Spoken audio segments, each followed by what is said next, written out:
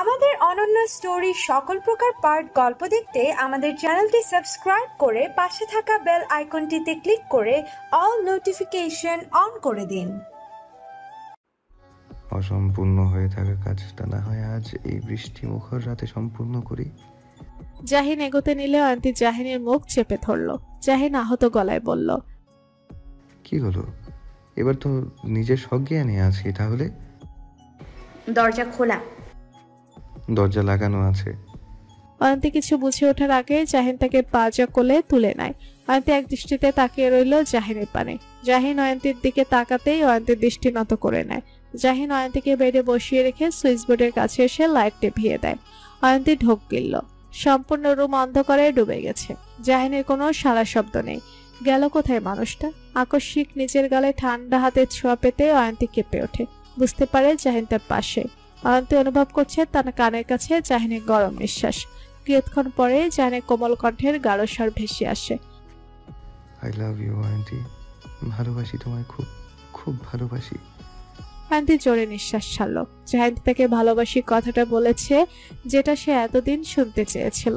অবশেষে শুনতে পেল সেই সুখকর কথাটা। আর তার চেয়ে বড় কথা, জাহিন তাকে তুমি বলে সম্বোধন করেছে। আপনি থেকে তুমিতে এসেছে, তাহলে তাদের সম্পর্কটা। অয়ন্তী জাহিনের হাতের উপরে নিজের বাঁ হাতটা রেখে আড়ষ্ট গলায় বলে, আবার বলবেন না কথাটা প্লিজ। জাহিন মুচকি হেসে আর একটু এগিয়ে এসে প্রগাঢ় গলায় বলল, ভালোবাসি ভালোবাসি ভালোবাসি। অয়ন্তী জাহিনের গলা চাপটে ধরলো। জাহিনও শক্ত করে অয়ন্তীকে জড়িয়ে ধরলো। কিছু মুহূর্তে পেরিয়ে গেল এভাবেই, একে অন্যের হৃদস্পন্দনের গতি অনুভব করে। অয়ন্তীর বুকের ওঠানামা দ্বিগুণ বেড়ে গেছে। জাহিন ধীরে ধীরে অয়ন্তীর পিঠ ঠেকিয়ে দেয় নরম বিছানার মাঝে। জাহিন নিজের সমস্ত ভাত ছেড়ে দেয় অয়ন্তীর ছোট্ট দেহখানার উপরে। একে একে গলা, ঘাড়ে, চিবুকে, বক্ষস্থলে জাহিনের ঠোঁটের বিচরণ বইতে শুরু করলো অয়ন্তীর দেহে। অয়ন্তী অস্থির হয়ে আঁকড়ে ধরলো জাহিনের মাথার পেছনে চুল আর অস্পষ্ট গলায় বলল, নেতা মশাই। দুজনের মাঝে থেকে সরে যেতে লাগলো সকল আবরণ। জাহিন বইয়ের সর্বাঙ্গে নিজের বেহায়া ঠান্ডা হাতের ছোঁয়া বিচরণ চালাতে শুরু করলো। প্রগাঢ় বেসামাল পুরুষালীর ছোঁয়া পেয়ে অয়ন্তী যেন নিজের শরীরের শক্তিটুকু হারিয়ে ফেলেছে। জাহিনের এক একটা অশান্ত নিঃশ্বাস অয়ন্তীর মুখের উপর ফেলতে ফেলতে নেশাক্ত গলায় বলে, ভালোবাসি অয়ন্তী, খুব ভালোবাসি তোমায়।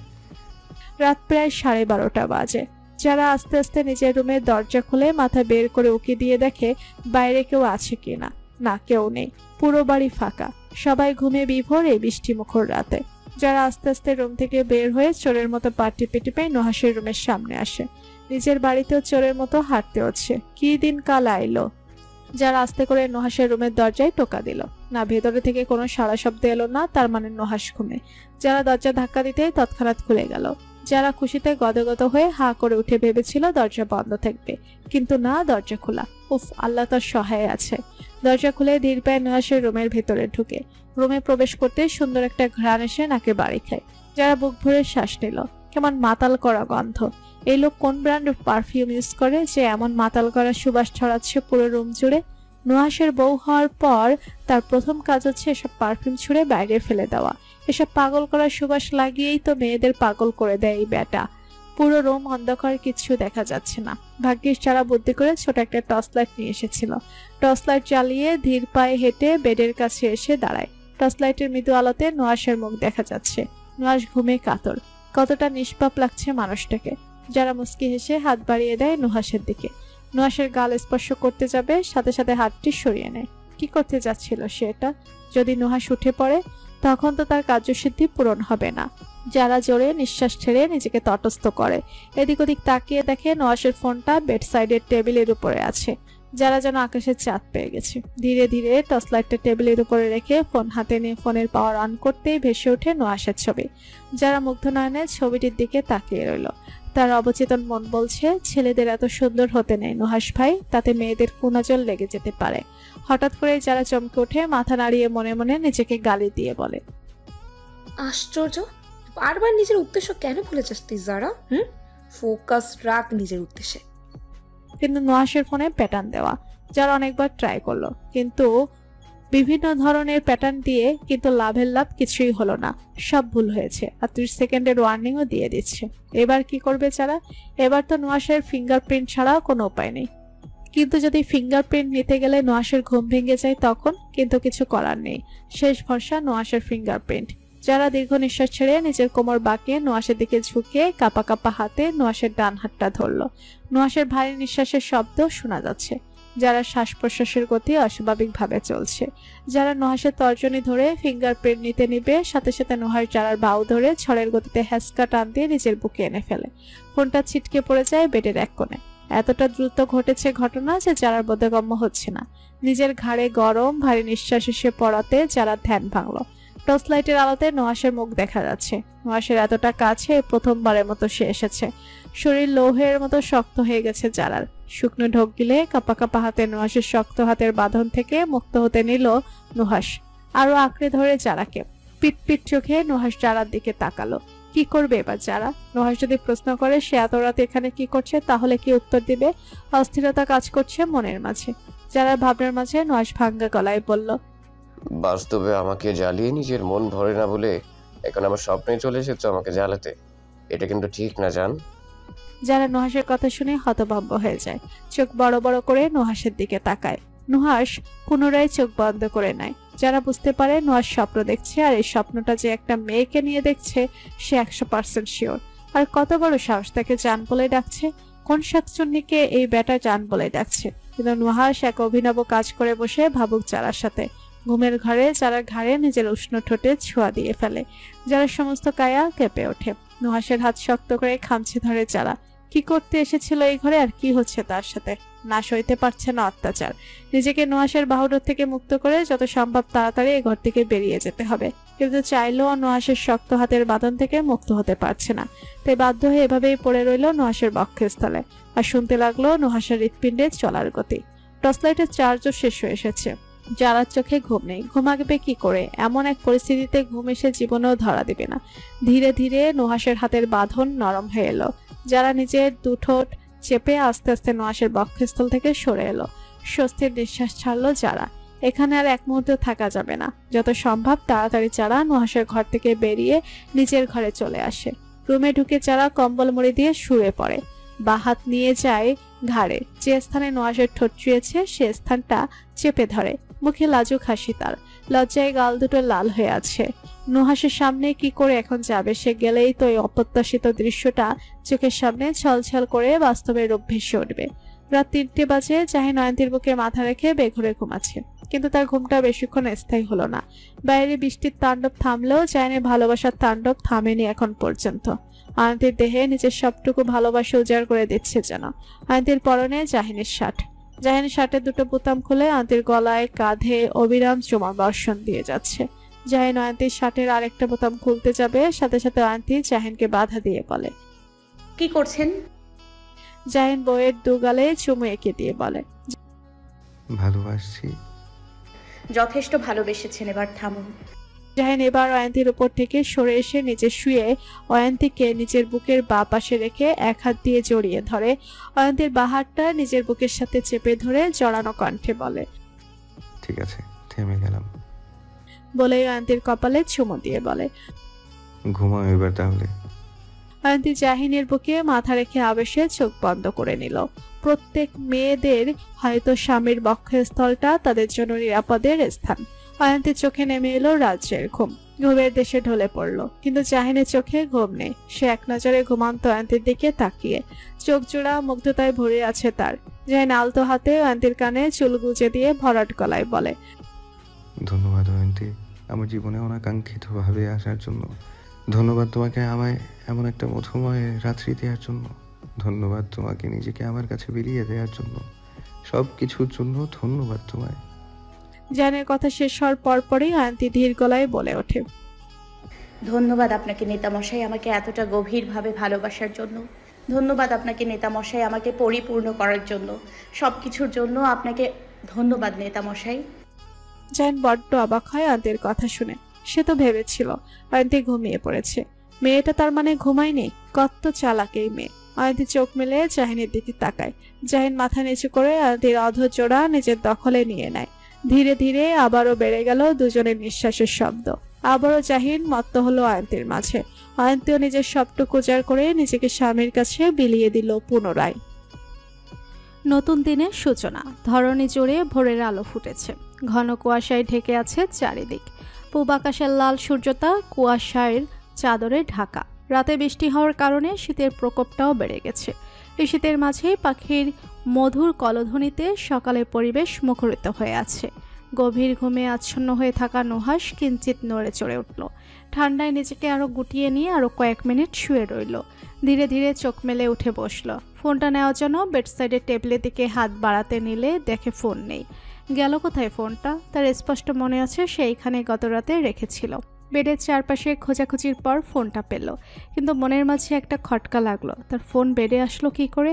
সে সবসময় ঘুমাতে যাওয়ার আগে ফোনটা টেবিলের উপর রাখে। তাহলে নুহাসের নজর পড়ে টর্চ লাইটের উপরে। ভুরুকুচকে হাত বাড়িয়ে টর্চ লাইটটা নিয়ে বোঝার চেষ্টা করে কার এটা। তার তেমন টর্চ লাইট নেই। তাহলে এটা কোথা থেকে আসলো? ঘুমাতে যাওয়ার আগ পর্যন্ত এই টর্চ লাইট এখানে ছিল না। তাহলে কি রাতে ঘরে কেউ এসেছিল? নুহাসের নজর পড়ে তার বাহুর উপরে যা দেখলো তাতে সে স্তব্ধ বিমূঢ়। নিজের চোখ দুটো কোটর থেকে বেরিয়ে আসার উপক্রম। তার বাহুতে লাল দাগটা কোথা থেকে আসলো? দেখে মনে হচ্ছে কেউ খামচে দিয়েছে শক্ত হাতে। ঘুমের মাঝে সে কোনোভাবে খামচি টামচি দেয়নি তো? নুহাস নিজের দু হাতের নখ চেক করে। না, তার নখ এতটাও লম্বা নয় যে এভাবে নিজেকে নিজেই ক্ষতবিক্ষত করবে। কিন্তু কে এভাবে খামচি দিল? নুহাস ঢোক গিলে ভয়ে ভয়ে পুরো রুমটা নজর বুলায়। ছোটবেলায় শুনত গভীর রাতের আধারে নাকি জোয়ান অবিবাহিত পুরুষদের সন্নিকটে নাকি কারা এসে ঘোরাঘুরি করে কোনোভাবে। কি তারা তার সাথে এমনটা করেছে? নুহাস নিজের ভাবনাতে নিজেই চমকে ওঠে।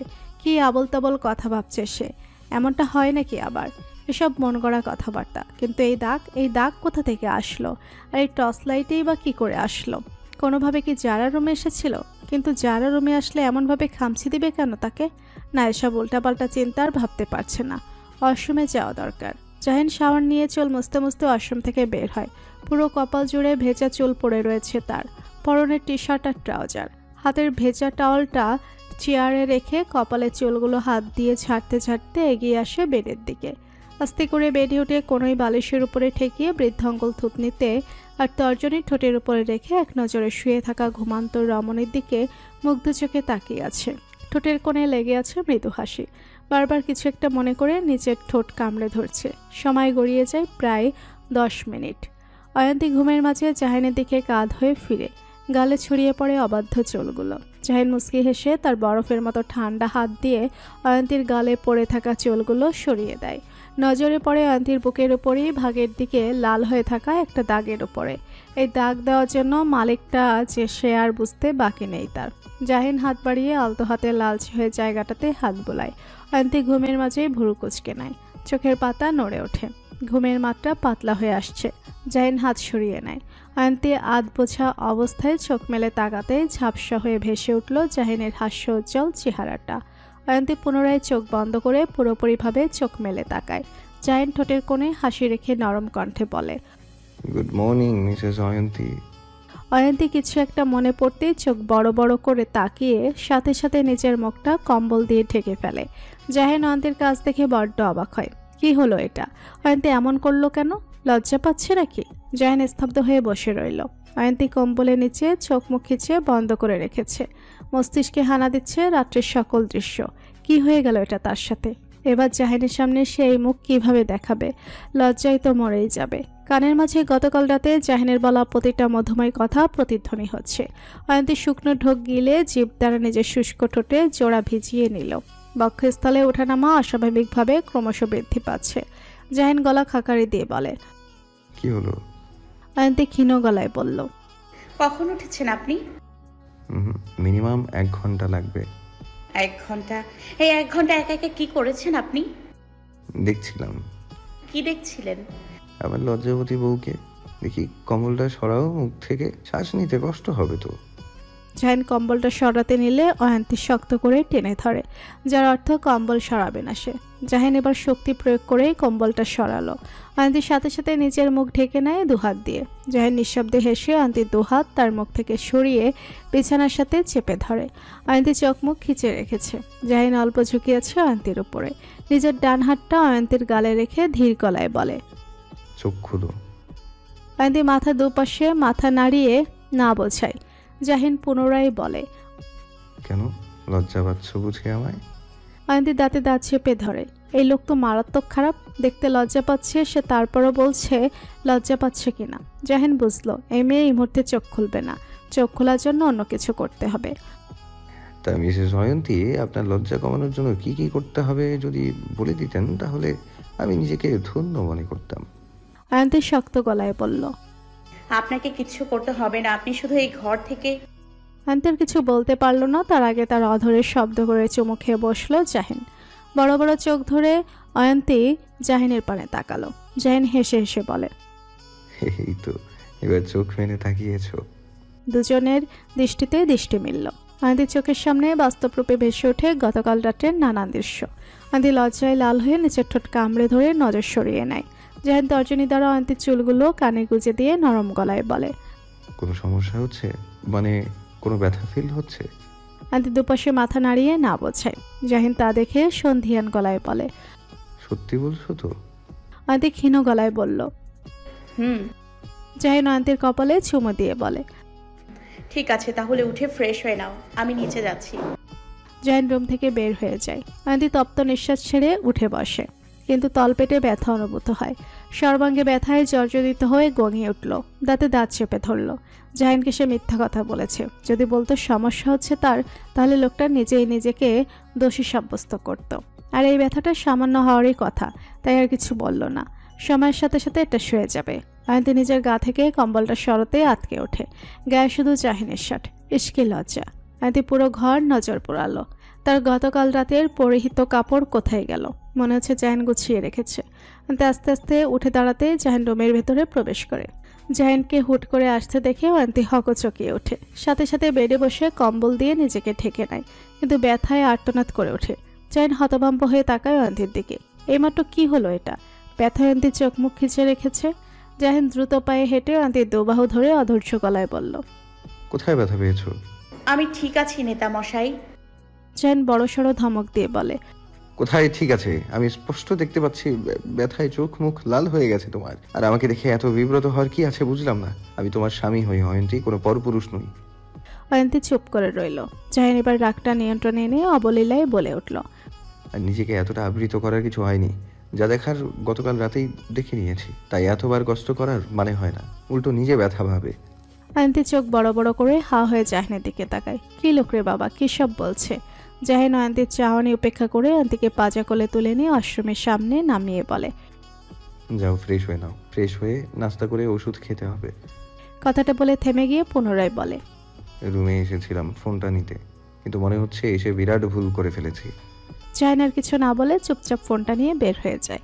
অয়ন্তীও চুপচাপ ওয়াশরুমে ঢুকে পড়ে। মা, কাইফ ভাই আসবে না আজ থেকে, তাহলে আমাকে কে নিয়ে যাবে কোচিং এ? জোহরা বেগম পরোটা উল্টে বলেন, রিহানকে গিয়ে বল তোকে কোচিং এ দিয়ে আসার জন্য। তোমার এই বাউন্ডুলে ছেলে বাড়িতে থাকলে তো বলবো। কি ও বাড়িতে আসছে কি গত রাতে? না, বৃষ্টির জন্য নাকি আসতে পারেনি, তাই বন্ধুর বাড়িতে থেকে গেছেন উনি। আচ্ছা দাঁড়া, আমি দেখছি।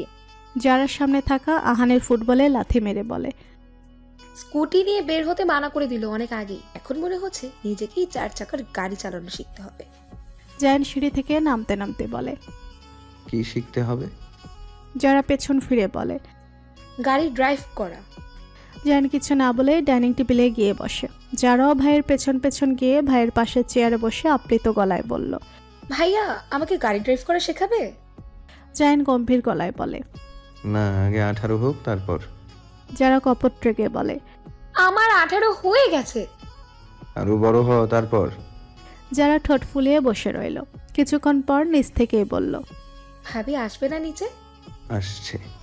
জায়ানের ইম্পর্টেন্ট একটা কল আসাতে বাড়ির বাইরে চলে যায়। যারা এবার মাকে তাড়া দিয়ে বলে, মা একটু জলদি জলদি নাস্তাটা দাও, দেরি হয়ে যাবে তো আমার।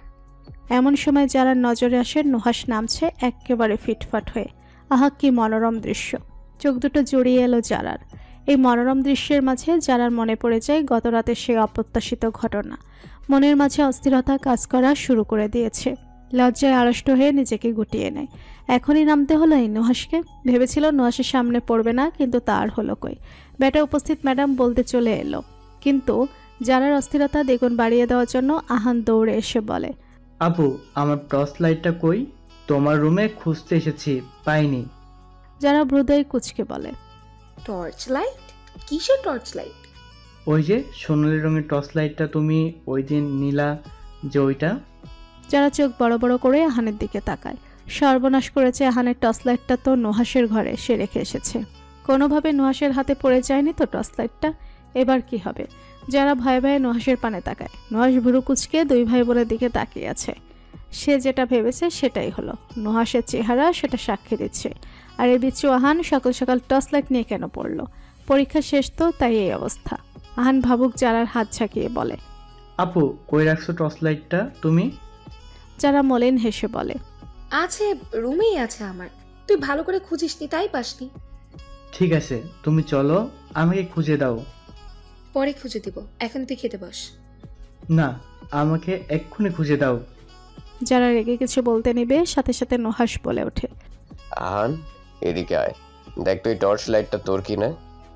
আহান দৌড়ে নুহাসের কাছে যায়। নুহাস হাতে করে নিয়ে এসেছে টর্চ লাইটটা। নুহাসের কাছ থেকে টর্চ লাইটটা নিয়ে খুশি হয়ে আহান বলে, এটাই তো, কিন্তু তুমি পেলে কই? নুহাস ঘাড় ঘুরিয়ে যারার দিকে তাকালো। যারা ঢোক গেলে সাথে সাথে নজর সরিয়ে নেয়। নুহাস মুস্কি হেসে বলে, আমার রুমের সামনে পড়েছিল, হয়তো কোনোভাবে তোমার বোন ভুলে আমার রুমের সামনে রেখে দিয়ে গেছে। আহান আর কিছু না বলে নাচতে নাচতে চলে যায়। যারা কাচুমুচু হয়ে বসে রইল। নুহাস পকেটে হাত গুজে স্থির চোখে যারার দিকে তাকিয়ে আছে। তার মানে সত্যি যারা তার রুমে এসেছিল রাতে। কিন্তু রুমে এসেছে ভালো কথা, খামচি দিল কোন দুঃখে তাকে? কিসের প্রতিশোধ নিল এই মেয়ে? যারা কোনো মতে খাওয়া শেষ করে উঠে দাঁড়িয়ে কাঁধে ব্যাগ নিয়ে বলে, মা, আমি গেলাম। জোহরা বেগম বলেন, এই দাঁড়া, একা একা যাবি নাকি? সমস্যা নেই, আমি রিক্সা করে চলে যেতে পারবো। যারা চলে যেতে নিবে, সাথে সাথে জাহিন গম্ভীর গলায় বলে, দাঁড়া নুহাস, তোকে দিয়ে আসবে। যারা মাথায় পুরো আসমানটা ভেঙে পড়ে। যারা থেমে থেমে বলে, না ভাইয়া, আমি রিক্সা করে চলে যেতে পারবো। জাহিন চোখ রাঙিয়ে বলে, যেটা বলছি চুপচাপ সেটা মান। আর কয়েকদিন পর নির্বাচন, তোকে একা ছাড়তে পারবো না। যারা কিছু বলতে নেবে, সাথে সাথে নুহাস খাওয়া রেখে বলে, চলো যারা, তোমাকে দিয়ে আসি। যারা বিস্ময়কর চোখে নুহাসের দিকে তাকায়।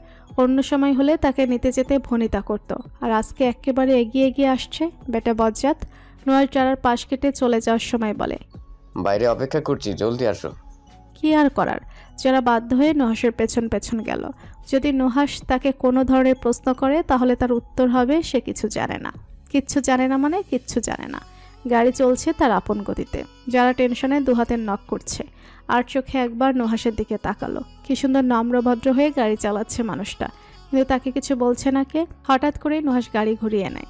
যে রাস্তা দিয়ে তার কোচিংয়ে যাওয়ার কথা, সেই রাস্তায় না গিয়ে অন্য রাস্তা দিয়ে চলছে গাড়ি।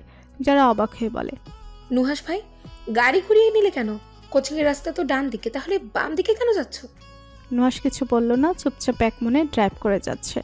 যারা হাজারটা প্রশ্ন করলো নুহাসকে, কিন্তু কোনো জবাব এলো না। এই লোক কি করতে চাইছে তার সাথে? গাড়ি এসে থামে মস্ত বড় এক বিলের ধারে। বিলের চারিদিক নারকেল গাছে ঘেরা, সবুজের সমারোহ পুরো মাঠ জুড়ে। তাতে শিশির জমে আছে। মাঝে মাঝে দেখা মিলছে গুটি কয়েকজন কুপত কপতির। এই ঠান্ডার মাঝেও প্রেম করতে এসেছে, ভাবা যায়? এরাই প্রকৃত প্রেমিক প্রেমিকা। যারা এসবে পাত্তা না দিয়ে মুগ্ধ নয়নের জায়গাটা দেখলো। নুহাস গাড়ি থেকে নেমে বিলের ধারে গিয়ে দাঁড়ায়। যারা অবাক হলো তাতে। নিজে ড্যাং ড্যাং করে গাড়ি থেকে নেমে গেল কিছু না বলে।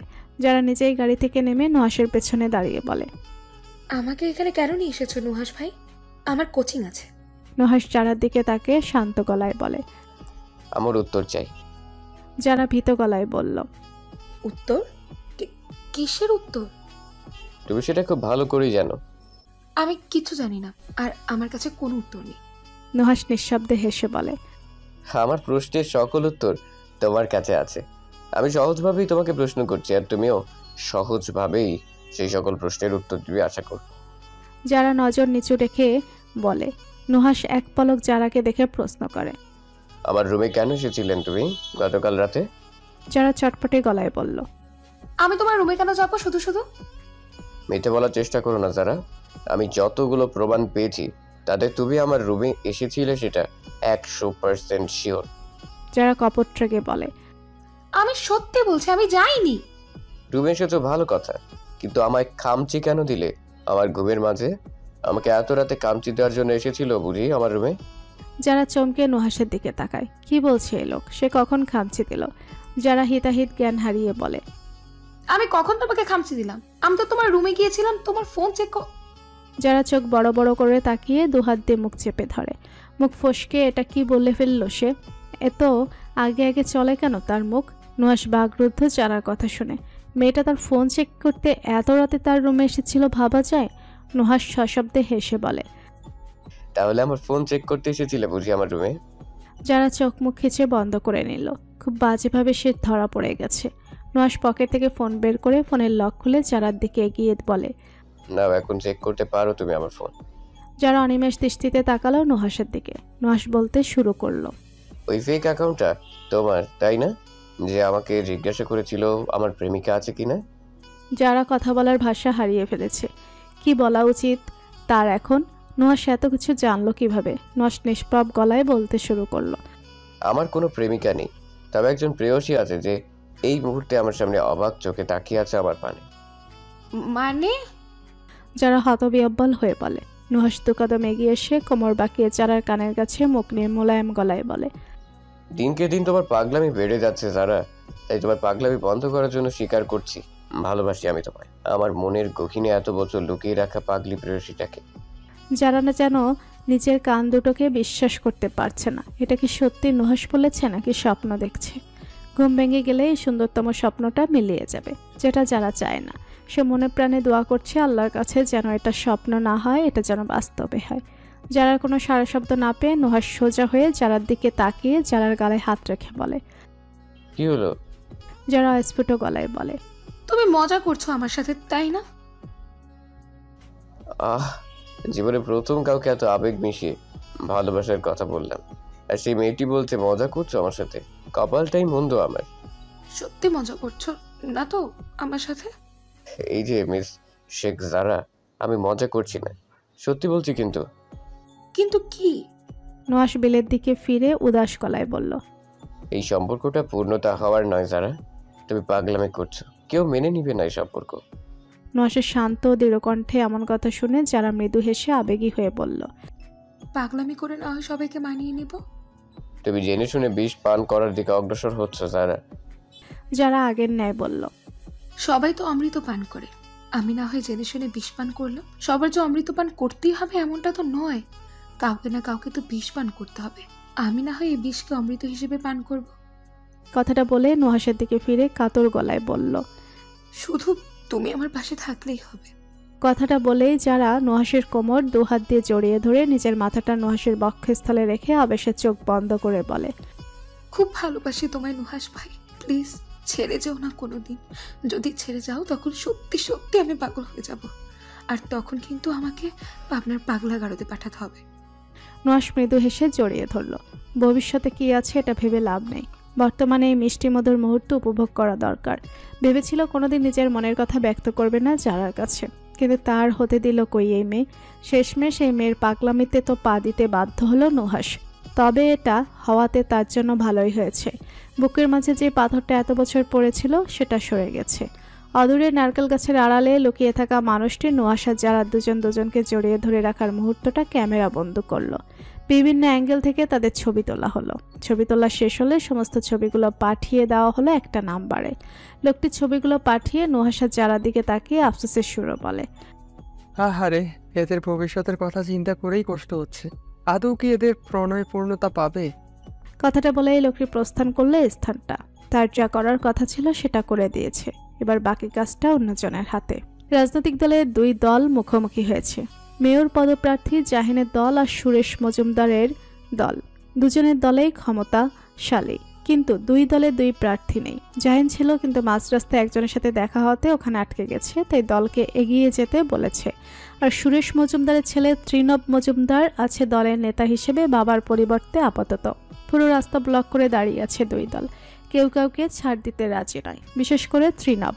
ত্রিনবের মিছিলে 40 থেকে 45 জন মানুষ হবে, কিন্তু জাহিনের মিছিলে শখানেক মানুষ হবে বা তার চেয়ে বেশিও হতে পারে। ত্রিনব তেজি গলায় বলে, এই এলাকায় আমাদের দলের মিছিল হবে, অন্য কোনো দলের নয়, তাই সবাইকে নিয়ে এখান থেকে চলে যা।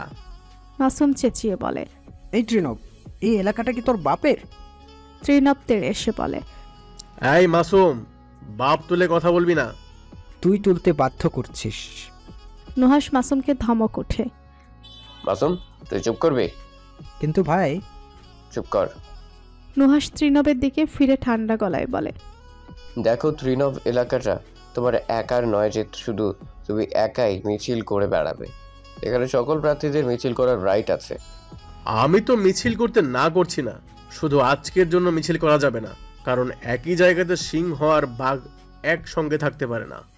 হঠাৎ করেই পেছন থেকে রাশভারী গলার শব্দ ভেসে আসে। তা তুমি নিজেকে কি ভাবছো এই মুহূর্তে, বাঘ নাকি সিংহ? ত্রিনব নুহাসের পেছনে তাকিয়ে দেখে জাহিন এসেছে। চেহারা কঠিন করে রেখেছে। জাহিন ত্রিনবের সামনে এসে দাঁড়িয়ে আবারও প্রশ্ন করে, কি হলো, কি ভাবছো তুমি নিজেকে?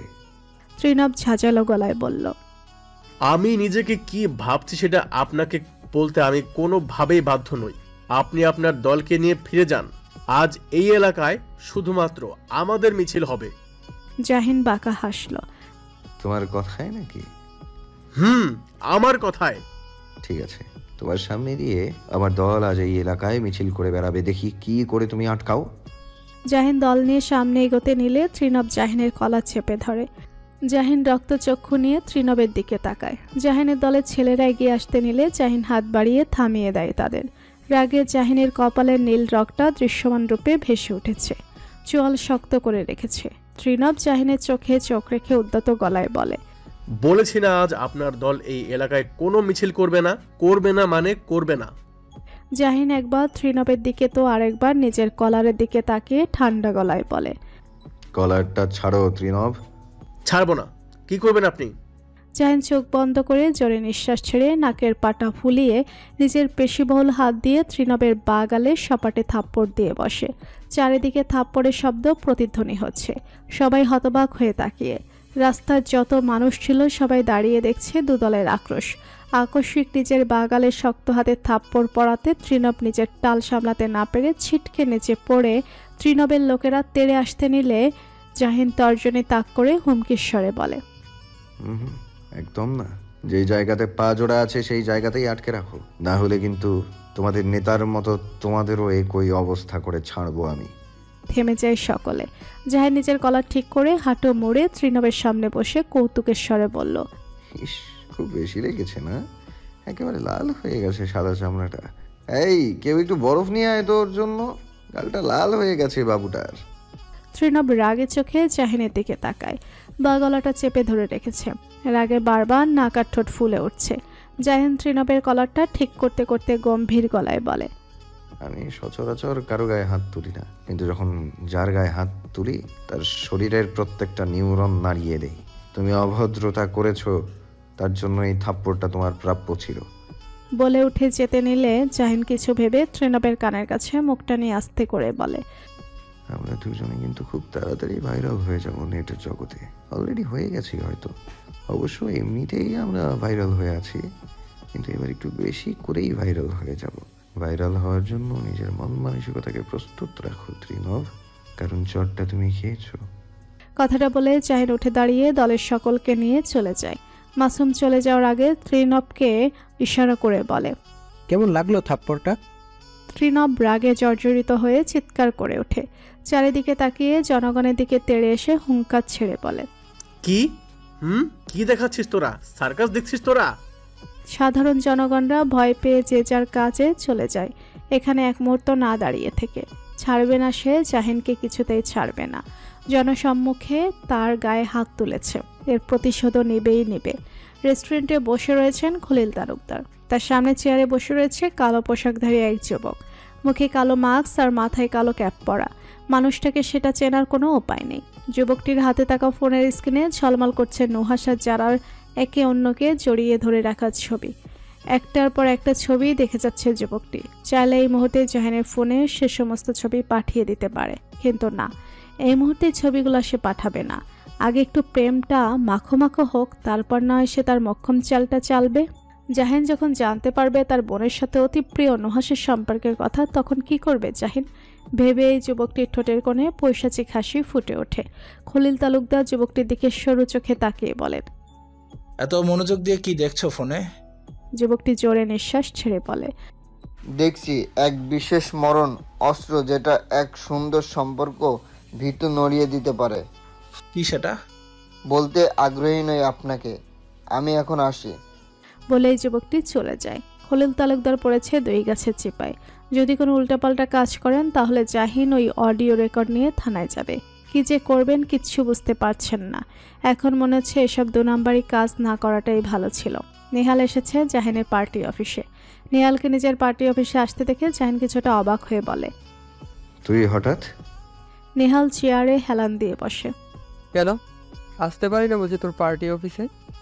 আসতে পারিস, কিন্তু হঠাৎ এমন সময়ে? আরে একটা কেস নিয়ে তোর কাছে আসা। জাহিন ভুরু কুচকে বলে, কিসের কেস? একটা জমি সংক্রান্ত কেস, যার জমি তার চাচাতো ভাইয়েরা দখল করে রেখেছে। মামলাটা আমি দেখছি, কিন্তু তুই যদি সাহায্য করিস তাহলে তাড়াতাড়ি জমিটা উদ্ধার করতে পারবো, না হলে দিনকে দিন পেঁচিয়ে যাবে কেসটা। জমির মালিকের নাম কি? রতন মিয়া। জমির দলিল আছে তো রতন মিয়ার কাছে? সব আছে। ঠিক আছে, দেখবো বিষয়টা। ধন্যবাদ রে। ধুর, ধন্যবাদ দেওয়ার কি হলো, এটাই আমার কাজ, তুই চিন্তা করিস না। একটু টাইট দিলেই সুরসুর করে সরে যাবে। আকস্মিক জাহিনের হাত লেগে টেবিল থেকে কলম পড়ে যায়। কলম তোলার জন্য ঘাড় বাঁকিয়ে নিচু হতেই ভেসে ওঠে জাহিনের ঘাড়ে কান বরাবর কালচে হয়ে থাকা একটা দাগ। নেহাল তা দেখে ভুরু কুচকে নেয়। পরক্ষণে কিছু একটা ভেবে ঠোঁটের কোণে ফুটে ওঠে দুষ্টু হাসি। জাহিন তা দেখে 2 হাত দিয়ে নিজেকে ঢেকে নিয়ে চোখ ছোট ছোট করে বলে, কি উল্টাপাল্টা চিন্তা করছিস তুই আমাকে নিয়ে, যে এমন বিশ্রী ভাবে আসছিস আমার দিকে তাকিয়ে? নেহাল নাক মুখ ছিটকে বলে, তুই কি আমাকে গে ভাবিস নাকি যে তোকে নিয়ে আমি উল্টাপাল্টা চিন্তা করব? জাহিন 2 হাত টেবিলের উপরে রেখে ফাজলামের স্বরে বলে, ভাবতেই পারিস, বলা যায় না, তোর চরিত্র তো আবার ফুলের মতো পবিত্র। ওই চরিত্র নিয়ে কথা বলবি না। তাহলে এমন বিশ্রী ভাবে হাসছিলি কেন? নেহাল ঠোঁটে হাসি রেখে বলে, তুই যে শেষমেশ মধু খেয়েছিস সেটা ভেবে আসছিলাম, এই আর কি। জাহিন নেহালের কথা বুঝতে না পেরে বোকার মতো বলে, ঠিক বুঝলাম না তোর কথা। কংগ্রেচুলেশন। জাহিন ভুরু কুচকে বলে, কংগ্রাচুলেশনস কিসের জন্য? ওই যে নিজের কুমারত্ব হারানোর জন্য। জাহিন বাকরুদ্ধ, চোখ বড় বড় করে তাকায়। কথা বলার ভাষা হারিয়ে ফেলেছে যেন। কি বলছে এসব নেহাল? জাহিন নিজেকে তটস্থ করে হেসে বলে, কি যাতা বলছিস তুই এসব? আরে ভাই, একদম লুকানোর চেষ্টা করবি না আমার কাছ থেকে, তোর এই ঘাড়ের লাল দাগটা সব বলে দিচ্ছে। জাহিন ঘাড়ের লাল হয়ে থাকা জায়গাটাতে হাত রেখে থমথমে গলায় বলল, শালা তুই তো শকুনের চোখের দৃষ্টিকেও হারিয়ে দিবি। শকুনের চোখের দৃষ্টি থেকেও তোর চোখের দৃষ্টি ভয়ঙ্কর। নেহাল হাসতে হাসতে বলল, আমি একজন উকিল বুঝলি, আমার চোখের দৃষ্টি তো শকুনের চোখের মতো হবেই। জাহিন কিছু বলল না। নেহাল হাসি থামিয়ে বলল, যাই হোক, তোদের দাম্পত্য জীবন সুখের হোক, এটাই দোয়া করি প্রাণ ভরে। জাহিন প্রত্যুত্তরে মুস্কি হাসল। সন্ধ্যা হয়ে গেছে। মুক্ত আকাশে উড়ে বেড়ানো সকল পাখিরা নিজের আপন নীড়ে ফিরে যাচ্ছে। কিন্তু রাতের আধার যত বাড়াচ্ছে তত নিশাচর প্রাণীদের আনাগোনা বাড়তে শুরু করেছে। দূর থেকে তাদের ডাক ভেসে আসছে। যারা পড়ার টেবিলে বসে, তার সামনে বই, কিন্তু তার পড়ায় কোনো মনোযোগ নেই। সে আছে নিজস্ব কল্পনায় মত্ত হয়ে। বারবার আপন মনে হেসে উঠেছে। ঠোঁটের কোণে এই হাসিতে রয়েছে সুখ আর প্রশান্তি। নুহাস ভাই তাকে ভালোবাসে ভাবা যায়, আর সে কিনে এতদিন কত শত উল্টাপাল্টা চিন্তা করে নিজের ব্রেনের উপর চাপ দিয়েছে। এখন নিজেকে এতটা বোকা লাগছে যা বলার বাহিরে। অয়ন্তী যারার রুমের পাশ দিয়েই যাচ্ছিল। হঠাৎ করেই যারার হাসির আওয়াজ পেয়ে থেমে যায়। অয়ন্তী রুমের পর্দা সরিয়ে দেখে একা একাই হাসছে যারা পাগলের মতো। অয়ন্তী অন্য সময় হলে যারার অনুমতি ছাড়া রুমে প্রবেশ করতো না, কিন্তু এখন যারার অনুমতি না নিয়েই রুমে প্রবেশ করে বলে, কি ননদিনী রায়বাঘিনী, এত হাসছো কেন? যারা অয়ন্তীর গলার স্বর শুনে হাসি থামিয়ে বসা থেকে উঠে বলে, ও ভাবি, ভেতরে আসো। অয়ন্তী যারার সামনে দাঁড়িয়ে 2 হাত বুকের মাঝে বেঁধে ভ্রুদয় নাচিয়ে প্রশ্ন করে, হাসছিলে কেন? যারা লাজুক হেসে বলে, এমনি ভাবি। আচ্ছা ঠিক আছে, বলতে না চাইলে বলতে হবে না। তুমি পড়ো, আমি যাই। ভাবি দাঁড়াও। কিছু বলবে? যারা নিজের ব্যাগ থেকে 10 থেকে 15টা চকলেট বের করলো। এই চকলেটগুলো নুহা শাস্তাকে কিনে দিয়েছে। যারা 4 থেকে 5টা চকলেট এগিয়ে বলে, নাও। হঠাৎ চকলেট? এত প্রশ্ন করো না তো, চকলেট খাও। কথাটা বলে কিছু একটা ভেবে যারা বলে, এই দাঁড়ো, আজ চকলেট পার্টি দেবো, তুমি এখানে বসো, আমি আসছি। কিছুক্ষণ পর আহান দৌড়ে এসে অধৈর্য গলায় বলতে থাকে, ভাবি, আপু কোথায় রেখেছে চকলেটগুলো?